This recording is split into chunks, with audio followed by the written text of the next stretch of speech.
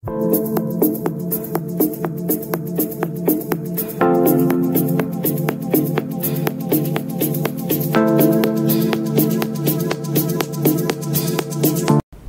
alaikum wa rahmatullah, marhaban bikum fi hada al-vidéo.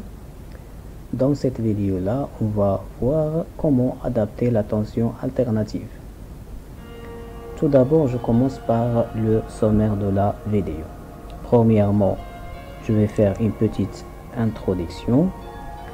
Après, on va voir la première étape de l'adaptation de la tension alternative, à savoir abaisser la tension.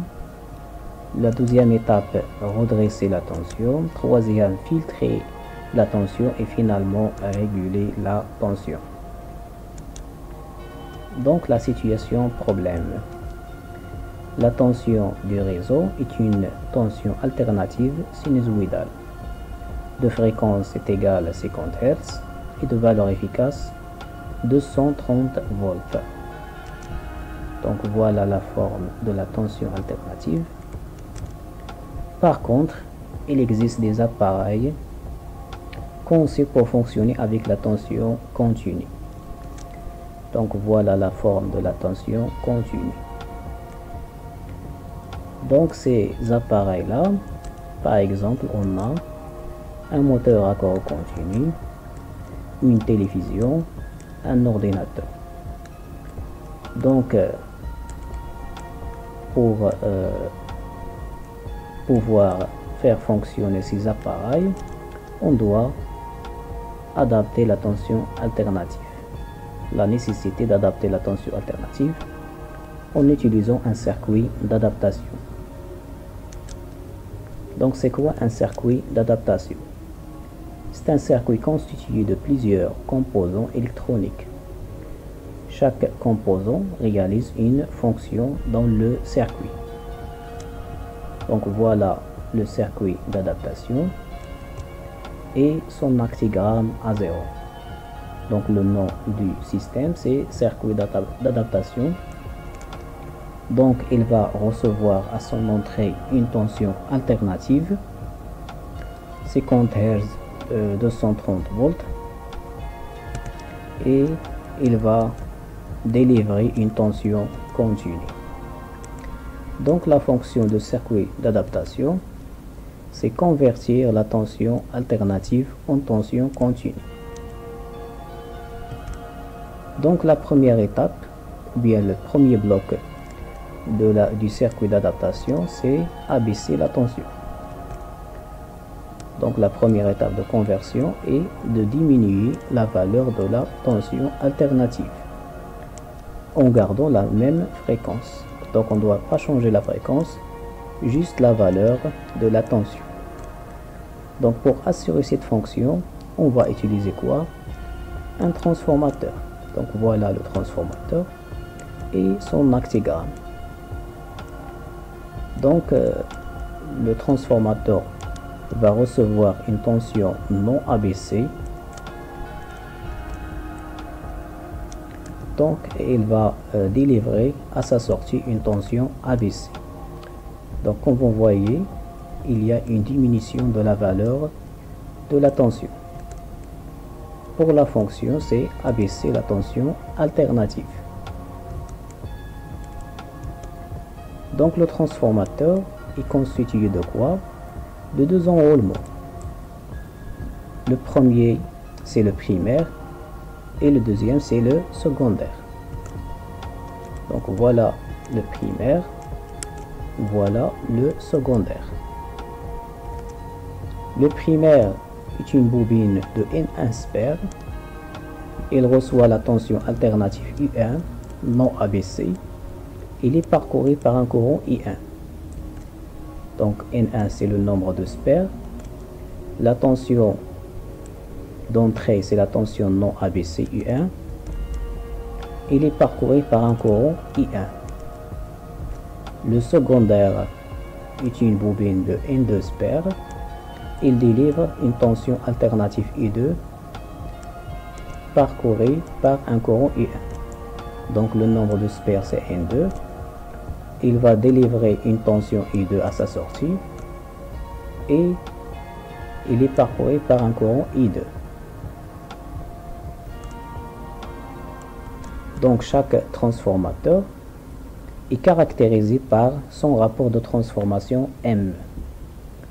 Comment calculer ce rapport de transformation?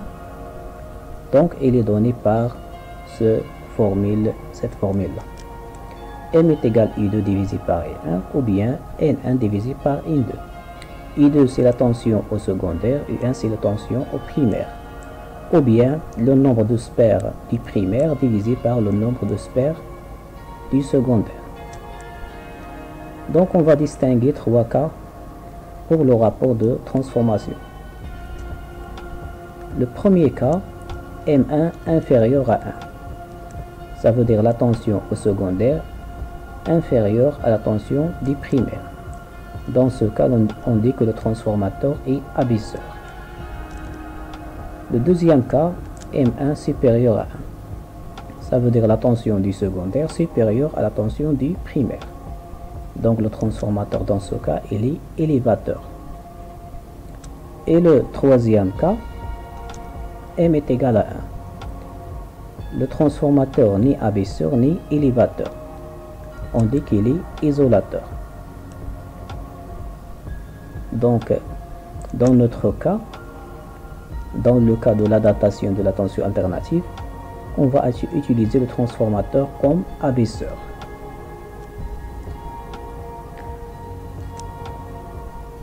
La deuxième étape de l'adaptation de la tension alternative, c'est redresser la tension abaissée. La tension qu'on a obtenue, c'est une tension abaissée. On doit la redresser. Donc le redressement est assuré par un pont à diode. Donc voilà une diode. Son actigramme à 0.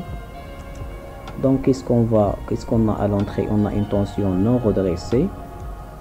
Donc la tension redressée, le voilà, elle est constituée de deux alternances, une alternance positive et une alternance négative. Donc l'alternance positive supérieure à 0, l'alternance négative inférieure à 0. Qu'est-ce qu'on va obtenir à la sortie? On va obtenir une tension redressée. La tension redressée, elle est constituée juste d'alternance positive. La fonction, c'est redresser la tension alternative. Donc, on va utiliser la diode. C'est un composant électronique qui permet le passage du courant électrique dans un seul sens. Donc, voilà le symbole de la diode. La diode a deux pôles, l'anode A et le cathode K. Donc la tension aux bornes de la diode, c'est UAK. La flèche du cathode vers l'anode. Donc pour l'état de la diode, on a deux états. Si la tension aux bornes de la diode UAK est positive, le courant passe de l'anode vers le cathode. Il y a un courant qui passe de l'anode au cathode si la tension UAK est positive. Dans ce cas, on dit que la diode est passante. Deuxième cas, si la tension aux bornes de la diode UAK est négative, le courant ne passe pas de l'anode vers le cathode. Donc si la tension UAK est négative, pas de courant qui circule de l'anode vers le cathode. Donc la diode se comporte comme un circuit ouvert. Donc on dit que la diode est bloquée. Si la tension UAK est négative, alors la tension UKA est positive. Donc parce que on a UKA est égal à moins UAK. Donc le redressement consiste à garder l'alternance positive telle qu'elle est et d'inverser l'alternance négative pour qu'elle soit positive aussi. Donc le circuit de redressement est constitué de 4 diodes montées en pont D1, D2, D3 et D4. Donc voilà D1, D2, D3 et D4. On va lier ces diodes là pour qu'ils forment un pont. Donc voilà le pont à diode. Donc le circuit reçoit une tension alternative non redressée I2 constituée de deux alternances, négatives et positives. Donc voilà la tension qui est composée de deux alternances positives et négatives. Le circuit délivre une tension alternative redressée ID constituée juste d'alternances positives. Donc la voilà. Donc on va voir comment obtenir la tension redressée. Donc pendant l'alternance positive, donc voilà l'alternance positive, D1 et D4 sont passantes. Donc D1 et D4 sont passantes parce que la tension à leur borne elle est positive. D2 et D3 sont bloqués parce que la tension à leur borne est négative. Donc c'est D1. Donc on a D1 et D4 passantes, D2 et D3 sont bloqués. Donc je vais tracer le circuit du courant électrique, le passage du courant. Donc voilà le courant, il va passer d'ici, il va passer par la charge et il va revenir au neutre. Donc il va revenir au neutre. Donc voilà le circuit du courant électrique. Donc on a ici le loi du Mile, on a U2 moins UC est égal à 0. Donc UC est égal à U2. Donc on a utilisé la loi de Mile, U2 moins UC est égal à 0. Donc pendant l'alternance, l'alternance positive reste inchangée. Pourquoi? Parce qu'on a UC, la tension à la sortie est égale à la tension à l'entrée. Donc on va garder l'alternance positive telle qu'elle. Pendant l'alternance négative, donc voilà l'alternance négative. Donc c'est l'alternance, il est négatif, il est positif dans le neutre et négatif dans la phase. Donc le courant passe dans le sens inverse. Donc voilà le circuit, le passage du courant électrique. Il passe à D2, il passe par la charge, il va revenir à D3 et la phase. Donc D1 et D4 sont bloqués parce que la tension à la phase elle est négative. D2 et D3 sont passantes parce que la tension à leur borne elle est positive. Donc voilà le circuit de passage. Il va passer du neutre vers la phase. Donc on va utiliser la loi de Mile. Donc ici on a I2 plus IC est égal à 0. Donc ici est égal à moins I2. On a utilisé la loi de Mile. I2 plus IC est égal à 0. Donc l'alternance négative est inversée. Donc I2 il est négatif. Lorsqu'on a ajouté le signe moins, il devient positif. Donc ici cette alternance négative, il devient positif. Comme ça, on a obtenu la tension redressée constituée juste d'alternance positive. Maintenant, on passe à la troisième étape, c'est filtrer la tension. Donc, la troisième étape de conversion est de filtrer la tension redressée. Donc la tension redressée, le filtrage est assuré par un condensateur. Donc voilà le condensateur, son actigramme à 0, le nom du système un condensateur. Il reçoit une tension redressée. Donc le voilà. Donc la tension redressée, elle est ondulée. Donc il passe à 0, maximal, puis à 0, maximal, à 0. Donc qu'est-ce qu'on va faire? On va minimiser ces ondulations, diminuer les ondulations. Donc on va avoir une tension filtrée. Donc voilà, les ondulations sont minimisées. La tension ne revient pas à 0, juste à cette valeur-là. Elle est incluse entre une valeur maximale et minimale. Donc la fonction du filtre, c'est filtrer la tension. Donc pour cela, le filtrage consiste à minimiser les ondulations de la tension redressée. Donc on a ici l'alternance. Elle est composée d'une croissance et décroissance. Donc on va discuter la croissance et discuter la décroissance. Le circuit, c'est un condensateur. Il reçoit la tension UT redressée. Il va générer une tension UC filtrée. Donc comment obtenir la forme du signal filtré?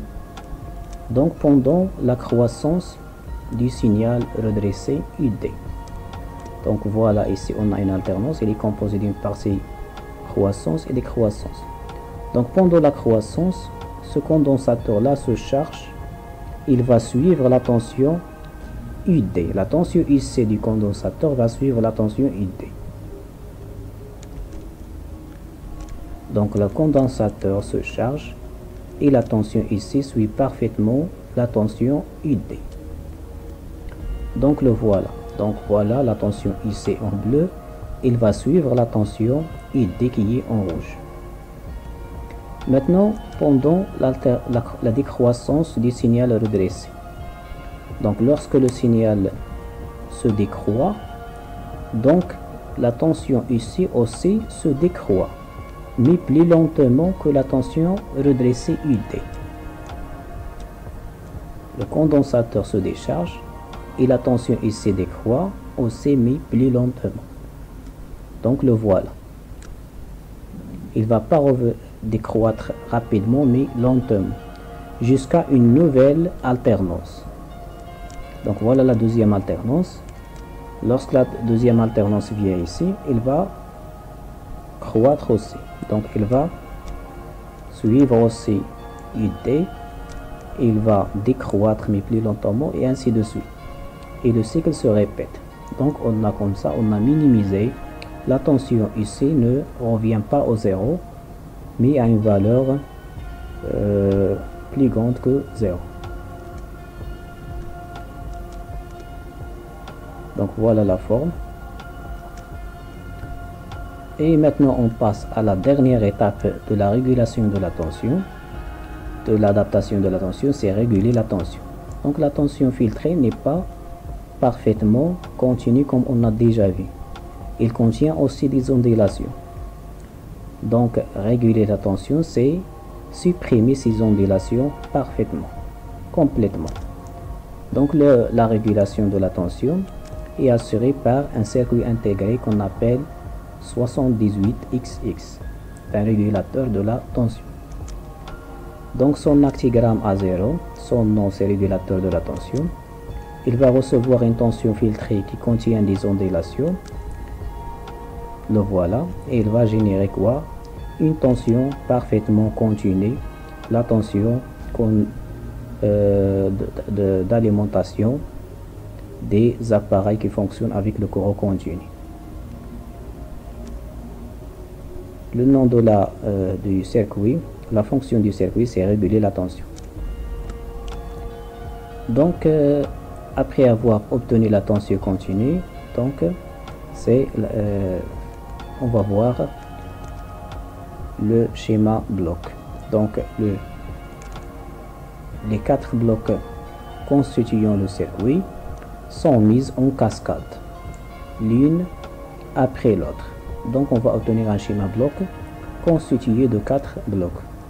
Le premier abaisser la tension réalisé par un transformateur. Le deuxième redresser la tension réalisée par un redresseur, un pont à diode. La troisième c'est filtrer on va utiliser un condensateur. Et finalement, réguler la tension, on va utiliser un circuit intégré. Donc, ces blocs-là, chaque bloc, c'est un circuit réalisé par un circuit électronique. La mise en cascade des 4 composants électroniques, réalisant la conversion alternative continue dans le schéma électronique général. Donc, voilà le schéma électronique. Il est composé des constituants suivants. Premièrement, un transformateur. Deuxièmement, un pont à diode. Troisièmement, un filtre. Et finalement, c'est un régulateur de la tension. Donc voilà le schéma général de la conversion ou bien l'adaptation de la tension alternative. Donc comme ça, on a terminé notre vidéo. Merci pour votre attention et à la prochaine.